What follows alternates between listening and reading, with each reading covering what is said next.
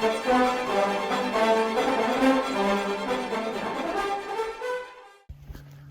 everyone, it's Friday evening.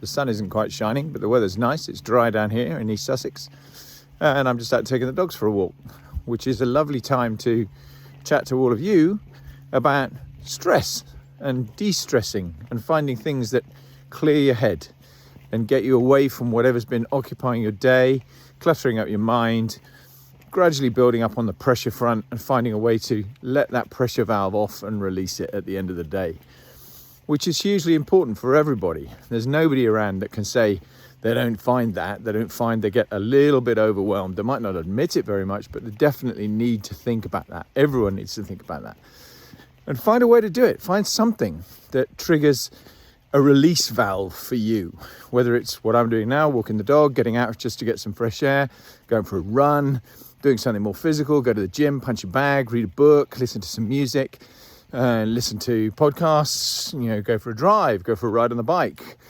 Any of those sorts of things that just allow you some space to think about something different to whatever's been occupying you during the day, because that makes such a difference. Even if you get out for 20 minutes, half an hour, and just away from whatever you're doing that's occupying you in the daytime, and just give yourself that decluttering space just to decompress a little bit, regardless of how busy you think you are. And it's the easiest thing in the world to turn around and go, I'm too busy, the diary's too hectic, I'm back to back all day, I haven't got any space whatsoever.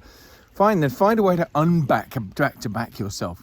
Get to a point where you're actually diarizing things, to put some time in your diary to go and do exactly this kind of thing. And make sure it's enough time. Don't rush it. So actually, if you're trying to go to the gym, you're doing it in 20 minutes because you've got to get changed at each end of that and have a shower and everything else, and it's just not going to work and it's not meaningful. You need to find time for you. Because if you don't do that, sooner or later, the pressure just builds and builds and builds, and it will become overwhelming. And everyone reacts differently to that, but for sure, it affects your personal performance, affects your personal mood, affects your work, and the way you react with other people. And as a leader, that is such an important thing not to do, not to be in a place where you're not yourself, and recognizing in yourself when actually it's time to turn around and change your behavior and do something different and just free up some space to declutter, have someone to talk to get off some of the big issues off your mind, that sort of thing. That is massively important.